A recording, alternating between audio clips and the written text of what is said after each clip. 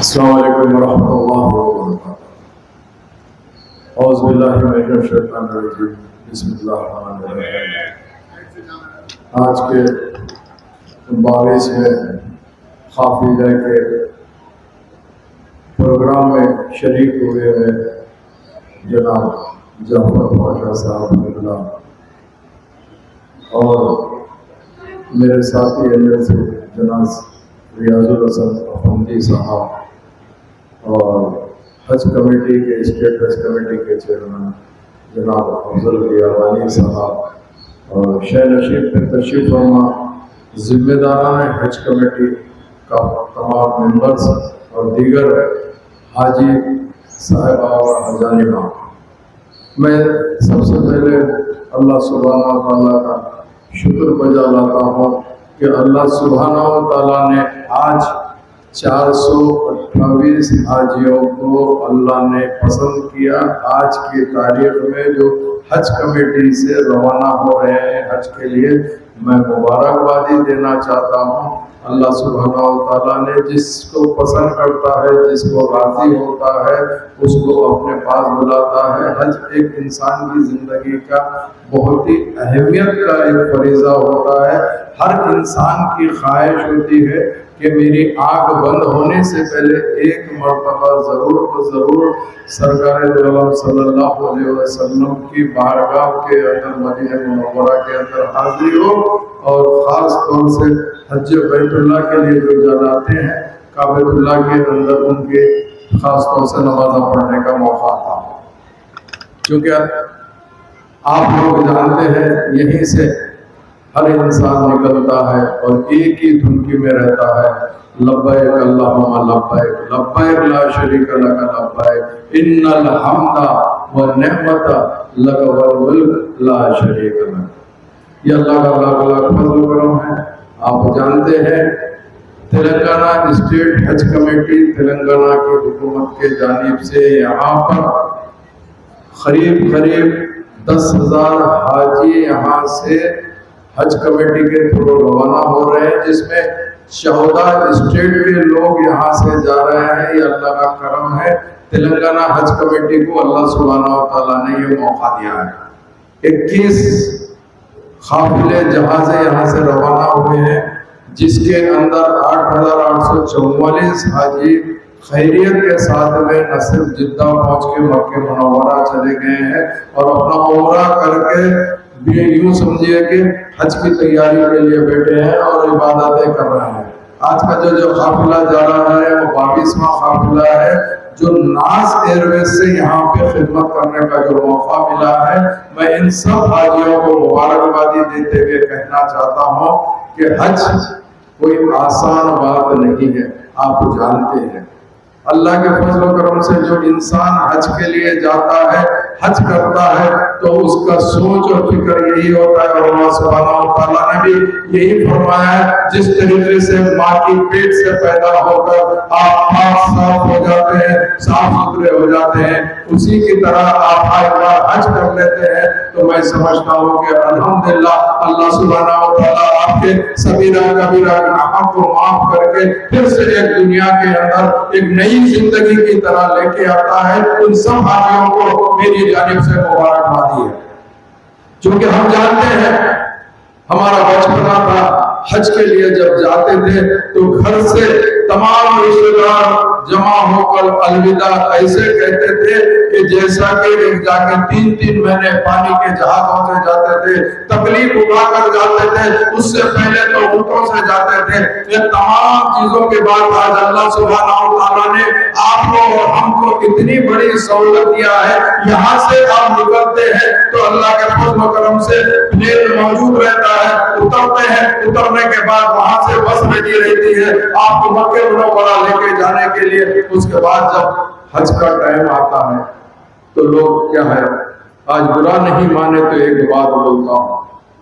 دنیا کا بہترین اگر کوئی سفر ہے تو وہ حج کا سفر ہے، مگر ہمارے کچھ حاجیاں کچھ حاجیاں یہ سمجھتے ہیں کہ اس کو بھی شاید ایک ٹور کی طرح لیتے ہیں، ہرگز نہیں لینا چاہیے۔ اللہ تعالیٰ نے خاص طور سے حج کے ٹائم پہ آپ کو نہ برش کرنے کا یا منہ دھونے کا، نہ آپ کو نہانے کا، نہ آپ کے جسم کے جو ہم احرام مانتے ہیں کپڑے بدلنے کا بھی موقع نہیں دیا ہے۔ کیوں نہیں دیا ہے؟ کہ ہم اس کے دربار میں فقیروں کی طرح جانا ہے، کوئی بڑا نہیں ہے کوئی چھوٹا نہیں ہے، سب کی شکل ایک سا ہے، سب کے کپڑے ایک سا ہیں، بہرحال پسینے رہتے ہیں، گرمی رہتی ہے، مگر اس کے باوجود بھی اسی طرح رہتے ہیں۔ تو اس کا مطلب کیا ہے کہ آج آپ جو لوگ حج کو جا رہے ہیں، اللہ نے ان کو اتنی استطاعت دیا ہے، وہ چاہے تو صبح اور شام کے بیچ میں 4 جوڑے کپڑے بدل سکتے ہیں، مگر اللہ سبحانہ و تعالیٰ نے دوران حج پہ آپ کو صرف 1 جوڑے کا رہنے کا موقع یہ دیا۔ تو اس کا مطلب یہ ہے کہ آپ کو تکلیف اٹھانا ہے، راحت کے لیے حج نہیں ہے، مگر ہم یہ سمجھتے ہیں کہ مینا میں بھی ہم کو راحت ملنا، عرفات میں بھی راحت ملنا، مزدلفہ میں بھی راحت ملنا۔ تو میں آپ سے یہ کہنا چاہتا ہوں، جو چیز اللہ نے سوچا ہے کہ آپ کے لیے ایک امتحان کا وقت ہے، اور جو آدمی جتنی تکلیف اٹھا کر حج کرے گا اللہ اس کو اتنی زیادہ نیکیاں دے گا، یہ بھی سوچنا چاہیے۔ مگر کچھ حاجی حضرات ایسے ہوتے ہیں، صرف اور صرف جب سے یہ کانا دجال موبائل آ گیا ہے، سوشل میڈیا آ گیا ہے، کہ بالکل یوں سمجھے کہ ہر چیز کی فوٹو ہو گئی ہے۔ اگر ایسا ہو گیا کہ یہاں پہ یہ صحیح نہیں ہے وہ صحیح نہیں ہے، اس کے علاوہ طواف کرتے ہوئے بھی فوٹو، سرکار کرے سلام عرض کرتے ہوئے بھی فوٹو۔ تو میں آپ سے ادباً درخواست کرنا چاہتا ہوں، فوٹوਆਂ تو زندگی بھر لگے ہوئے ہیں، پہلی چیز اپنا پورا ذہن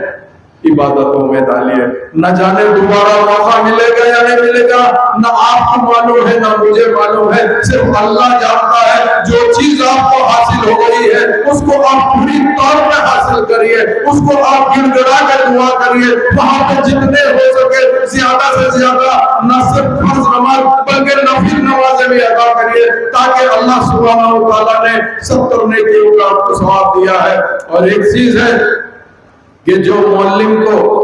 خیمے دیے جاتے ہیں، حج کمیٹی کا کام تو یہ ہے یہاں پر خدمت کرنا، اور آپ کو پورا لے کے آل انڈیا حج کمیٹی سے آپ کا نام خورا میں آنے کے بعد یہاں سے آپ کو روانہ کرنا، اور وہاں جہاں بھی اکامڈیشن جہاں پر بھی حج کا ٹائم رہتا ہے، حج کے ٹائم پہ 8 ذی الحج 9 10 11 12 5 دن تو وہ چیز جو بھی معلم الاٹ ہوتا ہے وہاں پہ رہنا ہے، وہاں پہ کسی کی بھی نہیں چلتی، یہ سمجھ کے چلیے سعودی گورنمنٹ کی ذمہ داری ہو جاتی ہے، اور آپ اللہ کے مہمان بن جاتے ہیں۔ جب اللہ کے مہمان بنتے ہیں تو کیا آپ شکایت کس سے کریں گے؟ میں یہ پوچھنا چاہتا ہوں کہ آپ کی شکایت اللہ تعالیٰ سے ہے کیا؟ یہ سہولت کیوں نہیں دی ہے مجھے؟ ایسا نہیں ہے، نعوذ باللہ، ہرگز نہیں ہونا چاہیے۔ میں تو یہی کہنا چاہتا ہوں کہ اللہ سے دعا کریے، چونکہ ہم یہاں سے نکلتے وقت سب سے پہلے ہماری یہ نیت یہی ہوتی ہے، یا اللہ ہم جس سفر پہ جا رہے ہیں اللہ سبحانہ و تعالی ہمیں آسانیاں پیدا کریے اور خیریت سے لے جائیے، خیرت سے لائیے،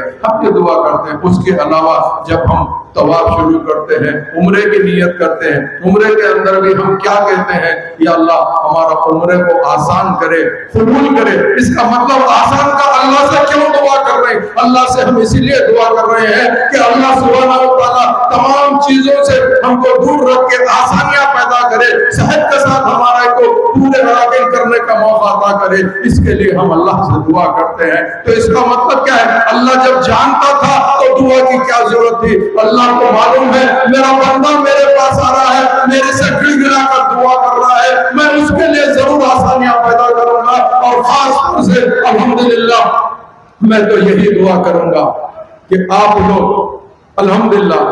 جو لوگ یہاں پر اپنے پورے خاندان کو، کئی لوگ بیوی بچوں کے ساتھ جا رہے ہیں، کئی لوگ بیوی بچوں کو چھوڑ کے جاتے ہیں، کئی لوگ اپنے پورے خاندان کو چھوڑ کے جاتے ہیں، اپنے کاروبار کو چھوڑ کے جاتے ہیں، اپنی جائیداد کو چھوڑ کے جاتے ہیں۔ اس کا مطلب یہ ہے کہ ہم اللہ کے راہ کے اندر نکلے ہیں تو تمام چیزوں کو چھوڑ کے جا رہے ہیں، اس کی حفاظت اللہ ہی کرے گا، یہ بھروسے پہ جاتے ہیں۔ تو میں اللہ سے دعا کرتا ہوں اللہ سبحانہ و تعالیٰ آپ لوگوں کو خیریت سے لے کر جائے اور خیریت طریقے سے پھر واپس اپنے مقام پہ لے کر آئے تاکہ الحمدللہ دوبارہ آ کے آپ اپنے لوگوں میں رہ سکتے، اپنا کام کر سکتے۔ زیادہ وقت نہیں لیتے ہوئے میں یہی کہنا چاہتا ہوں، اگر آپ لوگوں کو وقت ملے تو ہم سب کے لیے بھی دعا فرمائیے تاکہ اللہ سبحانہ و تعالی ہمارا خاتمہ بالخیر کرے، تاکہ ہم جب بھی دنیا سے جائیں بحیثیت مسلمان اسلامی طریقے سے اللہ سبحانہ و تعالی ہمارا خاتمہ کرے۔ بہت بہت شکریہ، پھر ایک بار مبارکباد دیتے ہوئے یہی کہنا چاہتا ہوں کہ اللہ سبحانہ و تعالی آپ لوگ سے راضی تھا، اس کے لیے اپنے دربار میں بلا رہا ہے اور سرکار دو عالم صلی اللہ علیہ وسلم کے پاس میں حاضری کا موقع دیتا ہے۔ تو یہی میں کہنا چاہتا ہوں، چونکہ مکہ مکرمہ ایک جلال کا ہے، اگر وہاں پر ہمارا سر جھکتا ہے تو مدینہ منورہ جمال کا ہے، وہاں پر ہمارا دل جھکتا ہے۔ جھک کر سرکار کے دربار میں سلام عرض کریے۔ بہت بہت شکریہ۔ اسی طرح کے پروگرام، نیوز، انٹرٹینمنٹ اور تمام اپڈیٹس کے لیے ہمارے اس channel Z now T V کو یوٹیوب پر سبسکرائب کریں اور فیس بک، انسٹا پر فالو کریں۔ دیکھتے رہیے زیڈ ناؤ ٹی وی، یہی سچ ہے۔